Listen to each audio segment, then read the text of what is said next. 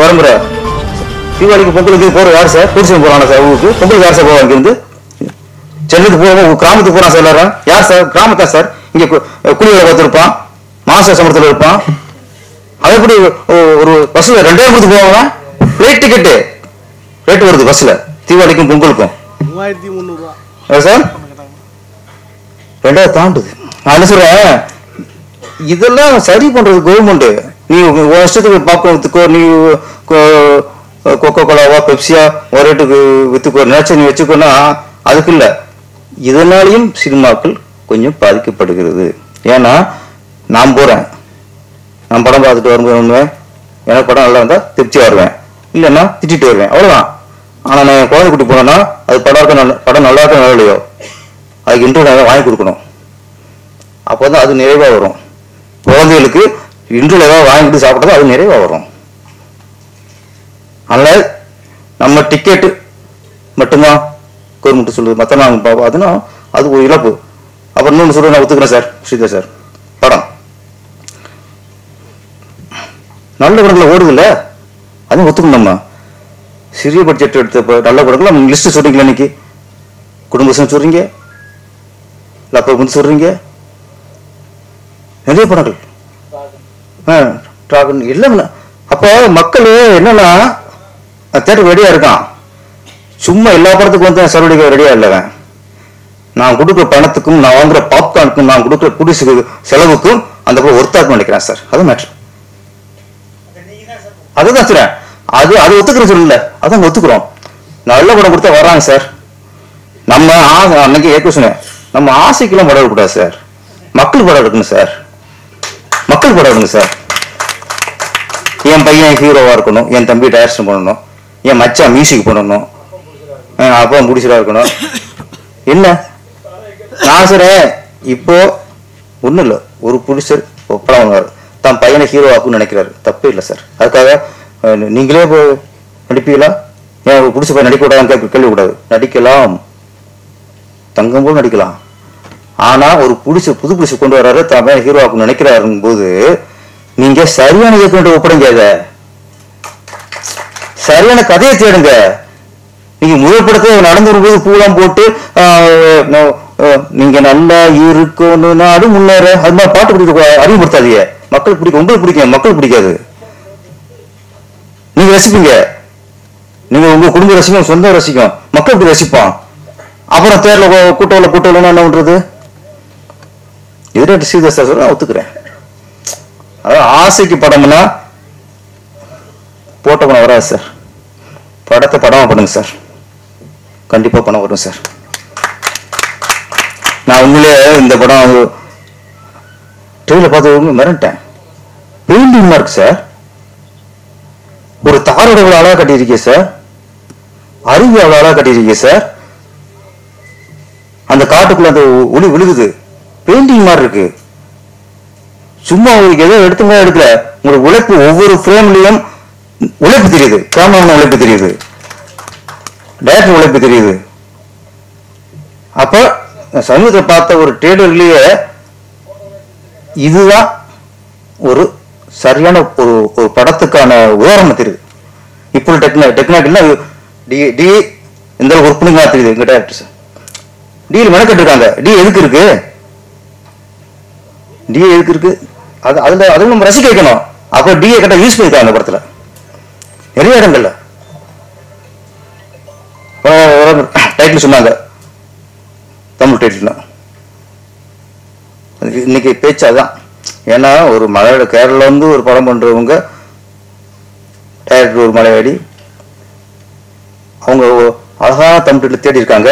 நம்ம என்ன பண்றோம்? தமிழ் என்ன டைட்டில் வைக்கிறீங்க? நம்ம என்ன பண்றோம்? English English English.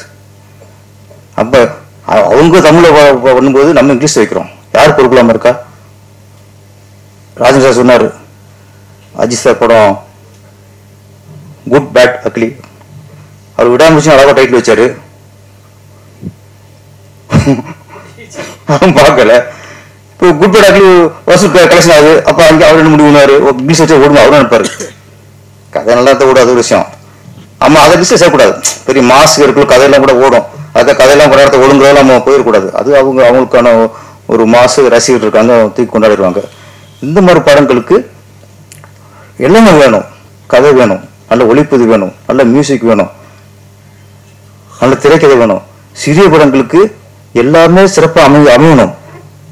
பெரிய படங்களுக்கு அது வேற விஷயம், கமர்ஷியல் படங்களுக்கு அது வேற விஷயம். அதை நினைச்சு நம்ம சின்ன படம் பண்ணக்கூடாது. சின்ன படத்துல எல்லாம் சிறப்பாகத்தான் தியேட்டருக்கு ஆள் வருவான். அதை அவங்க பண்றோமா? புது பட ஹீரோ நல்ல இயக்குனர் கொடுங்க. அப்புறம் சில ஹீரோக்கள், வளர்ந்து வர ஹீரோக்கள் 2 படம் நடிச்சிட்டீங்க, ஓடிடுச்சு. அப்ப 2 படம் நடிச்சு ஓடினாலும் நமக்கு கதை அறிவு வந்துச்சுன்னு இல்லை. உடனே நீங்க கதை கேட்டு நீங்க அதை ஃபிக்ஸ் பண்ணி நீங்க ஹீரோ தயார்பட்டு அனுப்புறதுனால நல்லா நடக்க போறதில்ல. நீங்க ஒரு சம்பளம் வாங்குறோம்ல. ஒரு இங்க தமிழ்நாட்டில் இயக்குனர் சங்கம் இருக்கு, எழுத்தாளர் சங்கம் இருக்கு, பெரிய கதாசிரியர் இருக்காங்க. அதில் திறமையாள கூப்பிடுங்க, ஒரு 3 பேர் குழு போடுங்க. சார் அந்த கதையை கேளுங்க சார், அவங்க கேட்டு கரெக்டாக சொல்லுவாங்க சார். நம்ம நினைச்சது இருக்கணும். நம்ம யார்ட்டையும் அட்வைஸ் நமக்கு என்ன தெரியும் நினைச்சா கொடுத்தா போகுது. அதனால சிறிய படத்துக்கு மக்கள் வல்லங்களை வர்றாங்க, சரியா எடுக்கணும். அதே நேரத்தில் இன்னும் சிறிய படங்கள் சீரியஸ் சார் இன்னைக்கு ஒரு குடும்ப சம்பளம் ஓடி இருக்கு, இதோட 3 மடங்கு ஓட வேண்டிய படம் சார். அது இந்த வசூலோட 3 மடங்கு வசூல் வர வேண்டிய படம் ரப்பர் பந்து. இப்போ வசூலோட 3 மடங்கு வர வேண்டிய வசூல். அது குறைய காரணம் இந்த ரீசன்லாம். வெற்றி வந்துச்சு, ஓகே, மிகப்பெரிய வெற்றி ஆகணும். அப்ப இந்த ரேட்டு இதெல்லாம் பார்க்கும்போது அங்கே அது குறையுது. ஆமா, இது தயாரிப்பாளர் சங்கம், இயக்குனர் சங்கம், சினிமா நீங்க டிஸ்ட்ரிபியூட்டர் இவங்க மட்டும் முடியல. நான் அப்போ சொல்றேன், கவர்மெண்ட் இதுல வரையறை பண்ணணும். வேற ஒன்றும் இல்லையே. ஏன் வந்தோம்னா ஒரு கோபம் வச்சு நினைச்சேன் மங்கையர் என்ன இல்ல ஏன் ஒரு மங்கையர் வச்சு சொல்றோம்னா அவர் சொல்வார், போட்டு கொடுத்தாலும் சொல்றதானே என்ன இப்படிலாம் இருக்கு. நான் சொல்ல நியாயம் தானே, நியாயம். அதனால கவர்மெண்ட் கொஞ்சம் கண்ட்ரோல் பண்ணணும். இஷ்டத்துக்கு கார் சார் வெளியே வந்தேன்னா படம் பார்த்து 150 ரூபானா கார் பார்க்கிங் 250 ரூபா வருது. அது வேற சார். கார் பார்க்கிங் அது 2 மடங்கு இருக்கு. எங்கே நான் கார் பார்க்கிங் காசு கொடுக்குறதா, பாப்கார்ன் காசு கொடுக்குறதா, டிக்கெட் காசு கொடுக்குறதா? இதெல்லாம் சிறிய படத்தோட வெற்றியோட அளவை குறைக்கிறது. நல்ல படமா இருந்தாலும் வெற்றி அடைகிறது, அந்த வெற்றி அது குறைக்கிறது. இன்னும் பெரும்பான்மா அதுக்கு வரும், எல்லா காலம் பதில் சொல்லும். வரலாம். ஆமா. அப்புறம் இந்த படத்தோட இயக்குனர் சசீந்திரன் கே சங்கர் அதானே? ஓகே. பாலசாரோட அசிஸ்டன்ட். சிலர் தான் யார்கிட்ட வேலை பார்த்தாங்களோ அவங்க பேரை காப்பாற்றுவாங்க. எப்படி காப்பாற்றுவாங்கன்னா, அவங்க படத்துல ஒர்க் பண்ணும்போது சின்சியரா ஒர்க் பண்ணிருக்கணும், உண்மையா ஒர்க் பண்ணிருக்கணும். டைரக்டரோட அந்த படத்துல அவங்க அக்கறை ஒர்க் பண்ணிருக்கணும். அந்த மாதிரி இயக்குனர்கள் தான் தன் படங்களை இந்த மாதிரி படத்தை உருவாக்க முடியும். இதோட மேக்கிங் எல்லாம் பார்க்கும்போது ஃபர்ஸ்ட் படம் நஷ்டம் இருந்தாங்க, நம்பி நம்பாம இருந்தோம். அறவரையா பார்த்துட்டு போறோம் இருக்கும். நிறைய பேர் ஒரு அசிஸ்டன்ட் பாங்க பார்த்துட்டு சிலர் இருக்காங்க. டேரக்டர்லாம் யார்கிட்ட ஒர்க் பண்ணியே, நான் ஒர்க் பண்ணேன், நான் புருஷன் இருப்போம். அந்த டேரக்டர் ஒரு பால் வேட்டிட்டு இருப்பாரு, ஆனா அவர் பேசுவான்.